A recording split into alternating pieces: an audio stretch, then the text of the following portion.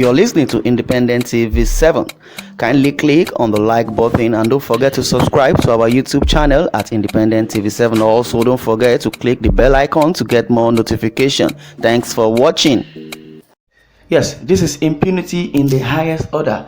Malami has not really been doing his work. He's just more or less like a ghost worker, representing the Attorney General of the Federation office, and with impunity and assault on our freedom, which the headline says impunity and the assault on our fundamental human rights and our freedom.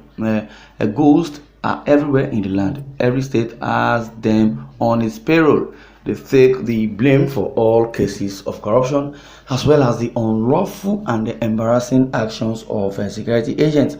But the clumsy, pathetic, and tendentious attempt by the federal authorities to blame ghosts for the October 29 Gestapo raid on the residence of Justice Mary Odili of the Supreme Court shows there is a limit to how far ghosts can accept responsibility for the sinister and unholy actions of a government and its minions. Abubakar Malami, the AGF and Minister of Justice denied it. DSS denied it, but the ghost refused to take the blame and exposed Malami as a truth bender. I commend the ghosts for their principled stand. The soldiers and policemen who carried out the unholy operation are red-blooded Nigerians and not ghosts.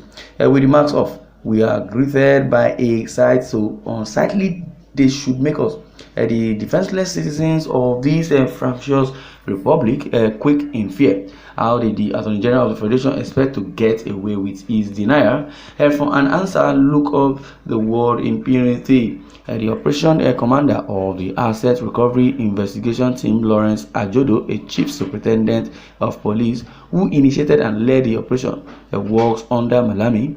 He obtained a search warrant from Emmanuel Inyana, a chief magistrate of Wuse Zone 6 of Wuse Magisterial Division, Abuja, to carry out his lawful duty.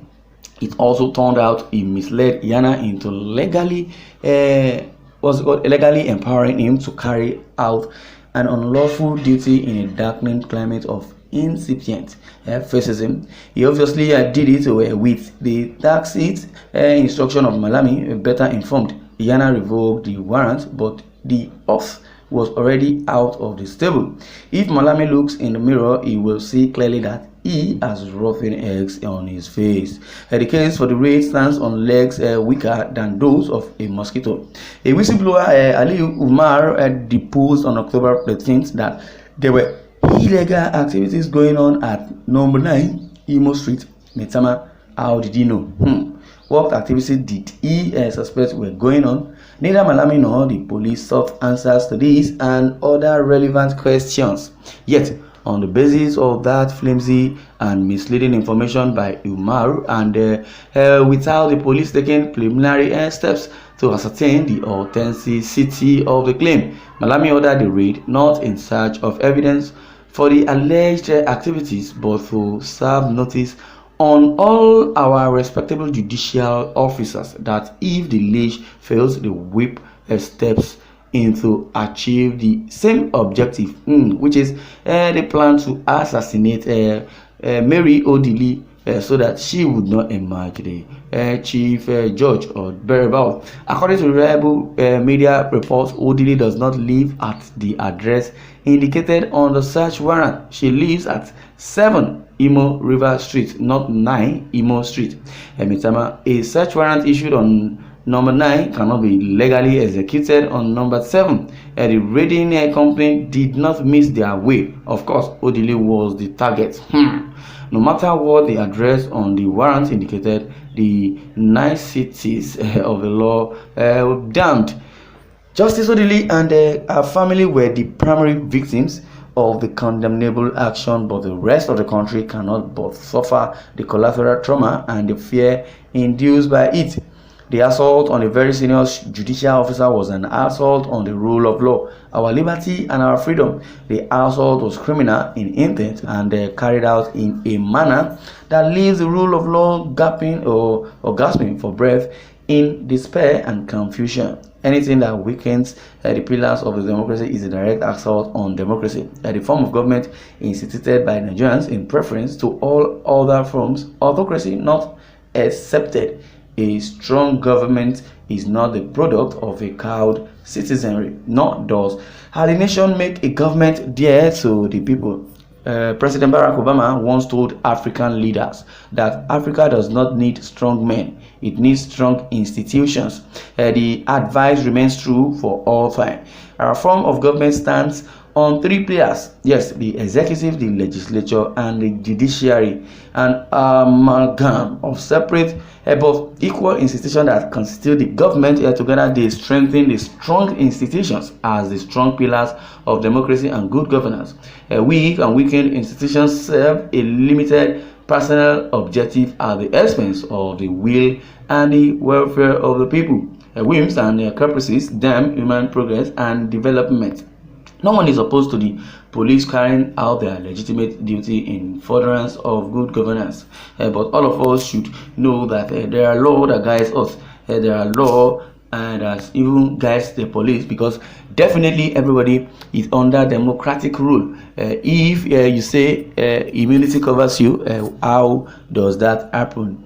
Immunity would cover you when you are even expressing your fundamental human rights, or when we are expressing our fundamental human rights equally. Because if we practice true federalism, yes, equity and justice definitely will prevail. All of us want that. Yes, we want them and our other security agencies to make us secure in our homes, on the roads, and in our offices, which is their own duty. But we do object to their being used as instrument of fear, trauma, and intimidation. A man procured to blow a whistle on an innocent citizen is an instrument in the hands of overzealous government officials in perpetual search for real or imaginary enemies of the government. There is enough evidence in human history to show that overzealousness is a wrong way to recruit government friends and supporters. It will shake people, but ultimately courage and principle will prevent easy submission to official intolerance. The October 2016 raid on the homes of selected justices of the Supreme Court, the Court of Appeal, and the Federal High Court still leave ashes in our mouth many years later. The judicial gowns were soiled in the so-called anti-graft war. It achieved nothing other than the excuse to remove the CGN Onogen from office because it was payback time. This latest is evidence of an emerging pattern to make the other arms of government submit to the whims and caprices of the executive. It should not be allowed. We did not institute a fascist government.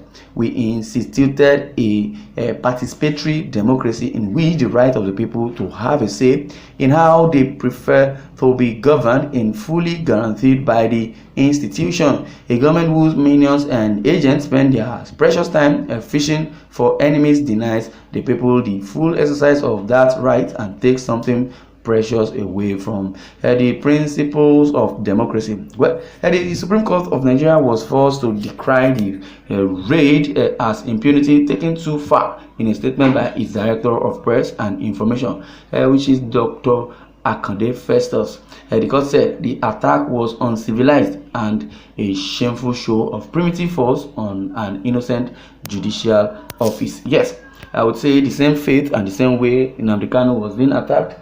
Same as Sunday Igboho, and same goes to Mary Odili, which needed to be questioned. Well, what are we doing in Nigeria? Nigerians, how did we get here?